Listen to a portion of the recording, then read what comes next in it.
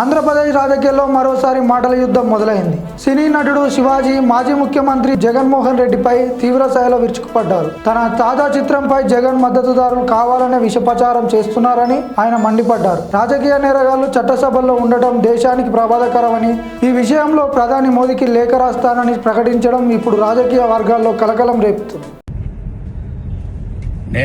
నాకెందుకులే అని నా సినిమాలు నేను చేసుకుంటున్నా. ఎస్, అమరావతి విషయంలో శివాజీ ఎప్పుడైనా మాట్లాడతాడు. ఎప్పుడైనా ఏ పార్టీతో అయినా ఎదురెళ్ళి మాట్లాడతా. అది రైతుల కష్టం. ఆ కష్టాన్ని మీరు మీ ఇష్టం వచ్చినట్టు ఎవరికాళ్ళు వాడేసుకుందామంటే చూస్తా ఊరుకోం. ఏంటి, నేను ఈ సినిమా రిలీజ్ ముందు ఇచ్చిన ఇంటర్వ్యూ మీ అందరికి చాలా ఇబ్బందిగా అనిపించింది కదా. నేను ఎప్పుడైనా మాడతా గురు, ఎవడికి భయపడను. మీలాగా ఆడెవడో ఇచ్చే పేటీఎం డబ్బుల కోసం నా బతుకు నడిస్తే చాలులే అని అనుకుని పోయే రకాన్ని కాదు నేను.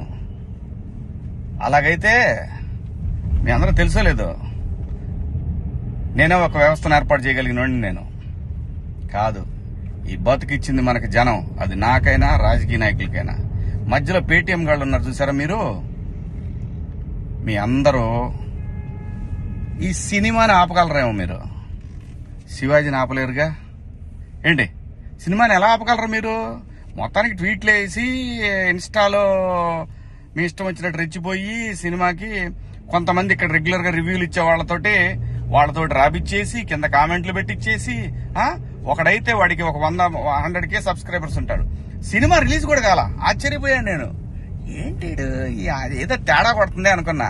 అయినా నేను కంప్లైంట్ ఇద్దాం అనుకున్నా. అయినా వద్దు పిల్లనాయాళ్ళు బాధపడటం.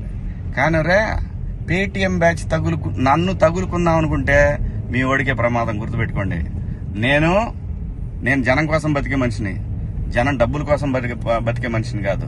వద్దు గురు, నా జోలి వద్దు. జగన్ గారు, నేను మళ్ళీ చెప్తున్నా, నాకు రాజకీయాలు వద్దు. నాకు కావాల్సింది, నేను అమరావతి రైతుల కోసం నిలబడ్డాను, జనం కోసం నిలబడతా. అది ఏ పార్టీ అయినా, అది మీరైనా ఇంకో పార్టీ అని ఎవరైనా సరే, ఎదురొస్తే జనానికి ఎదురొస్తే మాత్రం నేను నిలబడతా. కానీ నేను మాట్లాడుకుందా ఇంక నుంచి.